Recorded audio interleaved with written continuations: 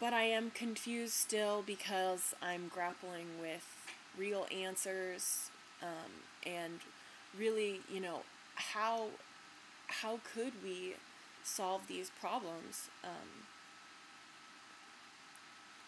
I think that one of the things that keeps repeating for me is a unity, and a grassroots unity, one that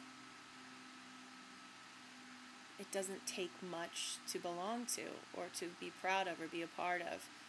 Something that in its simplicity could really help to promote a betterment of our world.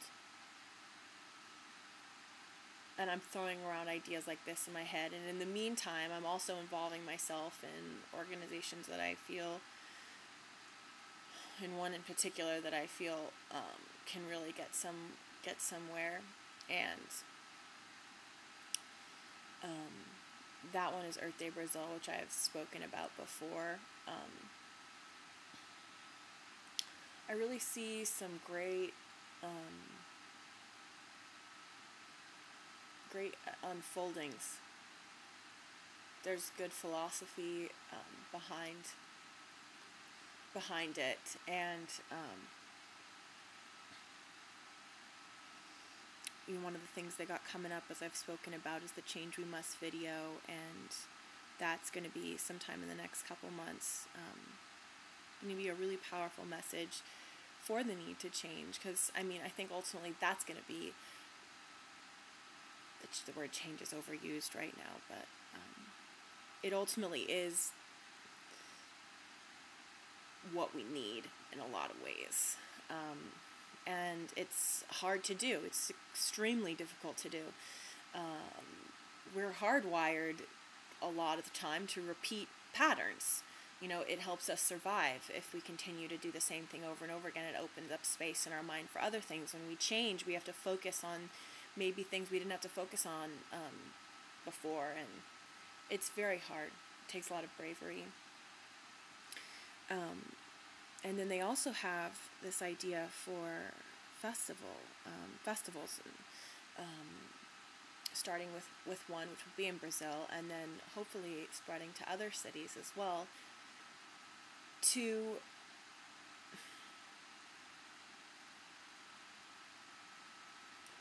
bring enough people together with enough simultaneous positive energy emanating from the space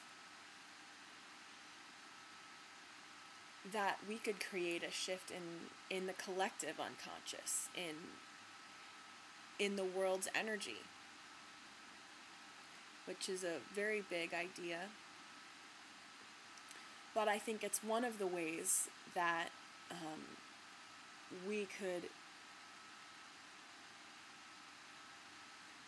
change things and just promote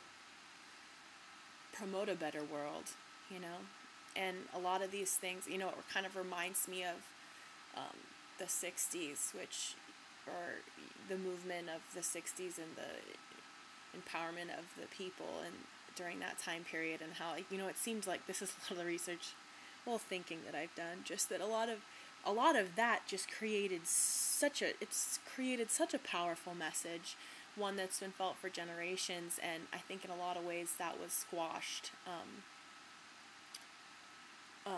But I think that trying again is important, and our power together is far greater than anyone would want us to dream. So that's why I'm really excited to be part of Earthday Brazil, and also I've been asked to be a spokesperson for the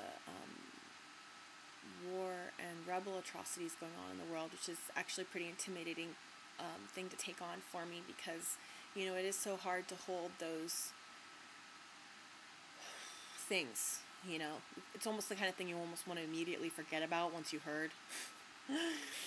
So I'm going to try and continue to do research on what's going on in our world, and maybe I will start maybe a separate vlog that's dedicated to my duties in that department and talking about what's going on in the world, and what we can do about it. So I'm happy to be doing that for Earthday Brazil and speak on their behalf for some of those things. I do think that there are things that we can do just through ourselves, because ultimately we're all individuals of a whole, and if the individuals in that whole change, then you change the whole. You know, there's I think there's two different ways to approach like global change. So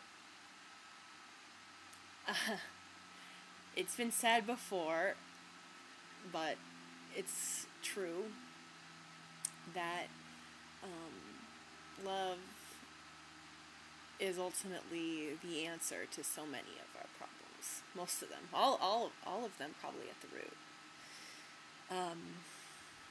Acting out of love as opposed to fear. It's very hard to do. Loving yourself. I think there's a lot of guilt and shame and self-hating ideas that that are in our culture, and that can feed insecurity, feed self-hate, and ultimately, it's one of my thoughts that, you know, how we ultimately treat ourselves, that energy is how we see the whole world. You know, what we put out onto everything that we come in contact with. You know, if you walk around all day thinking, I'm not good enough, I'll never be good enough, I can't do this, I'm not a good person, I wish I was better. Ultimately, that kind of thinking, it gets projected onto everything. And so, a great example of this, I don't know if you've ever come across someone who is just very open with the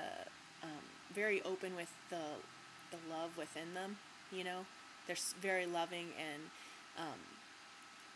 almost like a light. You feel like a light emits from them. That energy changes whatever environment that person's around. It's very powerful. Love is an extremely powerful force. So if you want to do something to change the world, I mean this very seriously, that you should love yourself more. I think that the more of us that do, and I could do so much better at this too, it can't help but change our world for the better. So that helps me, you know, having some sort of finite thing to hold on to, that I can really concentrate on, that I know that will help. Fundamentally, it will help based on, you know, what it means and the consequences of loving yourself.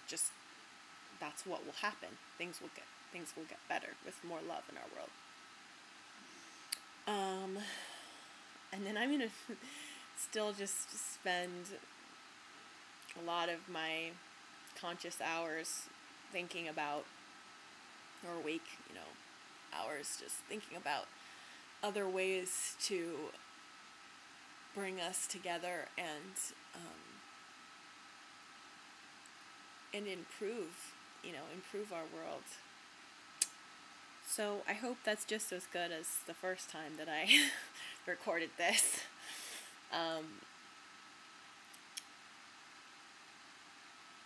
Thank you very much for listening.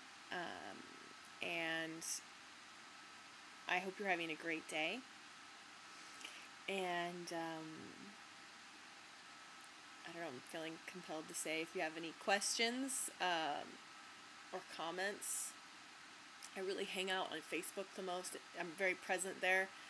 I've found it's overwhelming to kind of spread myself too thin or put myself in more than one place site-wise on the internet, because I like to be as attentive as possible. So come visit me there. If you watch this on YouTube and leave a comment on YouTube, I do read all the comments, and I love hearing them. It's really great of anyone to comment. I appreciate it. But if you want to have more of an interactive, message me or something on Facebook. All right. Thank you again. Bye.